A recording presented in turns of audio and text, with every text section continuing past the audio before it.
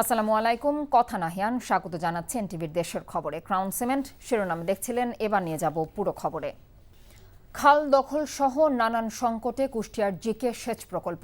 বিকল্প উপায়ে জমিতে সেচ দেয়া হলেও উৎপাদন খরচ অনেক বেড়ে যাওয়ায় ক্ষতির মুখে অসংখ্য চাষি।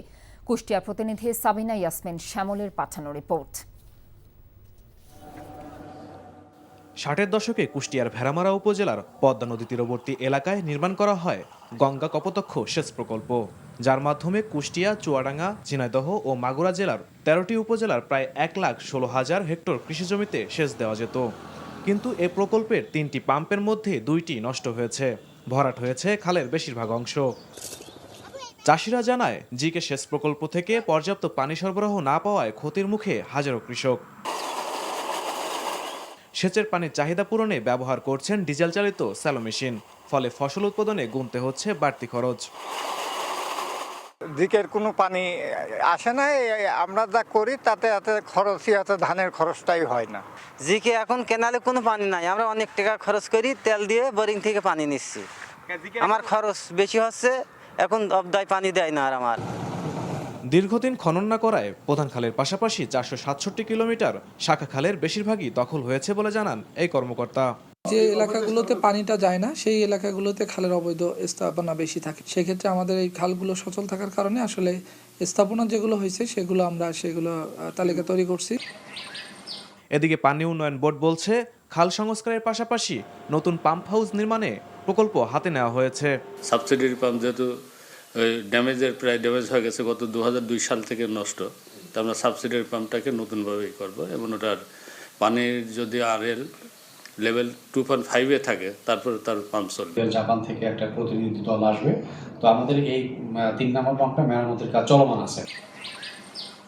কৃষকের সেচ সুবিধা নিশ্চিতে গঙ্গা কপোতাক্ষ সেচ প্রকল্প আধুনিকায়ন ও দখলমুক্ত করা হবে, এমনটাই প্রত্যাশা সংশ্লিষ্টদের। NTV news desk. কুষ্টিয়ায় শহীদ আবরার ফাহাদের কবর জিয়ারত এবং শহীদ আবরার ফাহাদ স্টেডিয়ামের উদ্বোধন করেছেন যুব ক্রীড়া মন্ত্রণালয়ের উপদেষ্টা আসিফ মাহমুদ সজীব ভূঁইয়া। দুপুরে জেলা স্টেডিয়ামে এসে শহীদ আবরার ফাহাদ স্টেডিয়ামের উদ্বোধন করেন আসিফ মাহমুদ। বলেন, আবরার ফাহাদ শুধু একটি নাম নয়, আগ্রাসন বিরোধী সংগ্রামের প্রতীক। তাকে আজীবন স্মরণ করতে তার নামে স্টেডিয়ামের নামকরণ করা হয়েছে।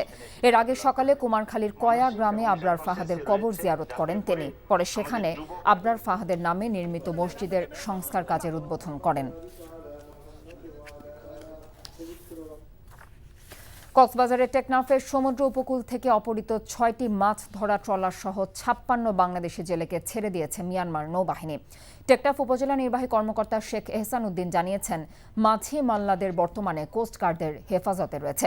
স্থানীয় জেলে ও ট্রলার মালিক সমিতি জানায়, সেন্ট মার্টিনের দক্ষিণের বঙ্গোপসাগরে মাছ শিকারের সময় অস্ত্রের মুখে জিম্মি করে মিয়ানমার নৌবাহিনী ট্রলারগুলো নিয়ে যায়। বঙ্গোপসাগরে ইঞ্জিন বিকল হয়ে ৪ দিন ধরে ট্রলারে ভাসতে থাকা ১৩ জেলেকে উদ্ধার করেছে কোস্টগার্ড। সকালে দুবলারচর এলাকা থেকে তাদের উদ্ধার করা হয়। কোস্টগার্ড জানায়, বুধবার দুপুরে জাতীয় জরুরি সেবা 999-এ ফোন করে জানানো হয় ১৩ জন জেলে সহ এমভি মা বাবার দোয়া নামে শিপিং ট্রলার ৪ দিন ধরে ইঞ্জিন বিকল হয়ে বঙ্গোপসাগরে ভাসছে। এরপর অভিযান শুরু করে কোস্টগার্ড।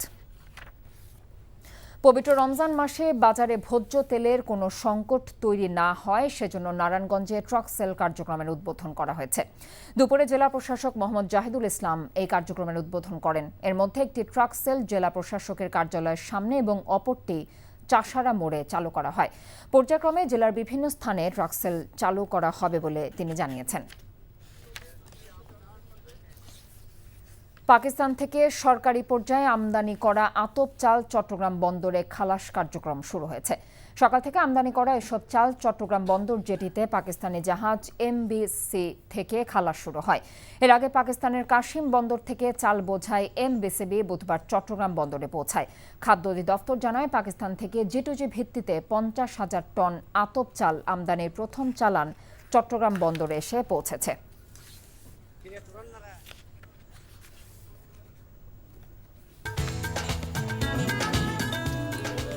এই ছিল এনটিভির দেশের খবরে। এই খবরের ভিডিও সহ আপডেট জানতে ভিজিট করুন এনটিভি অনলাইন www.ntvbd.com। এছাড়াও এনটিভি জনপ্রিয় সব অনুষ্ঠান এবং খবরের আপডেট জানতে ভিজিট করুন আমাদের ইউটিউব এবং ভেরিফাইড ফেসবুক পেজ। এতক্ষণ সাথে থাকার জন্য ধন্যবাদ সবাইকে।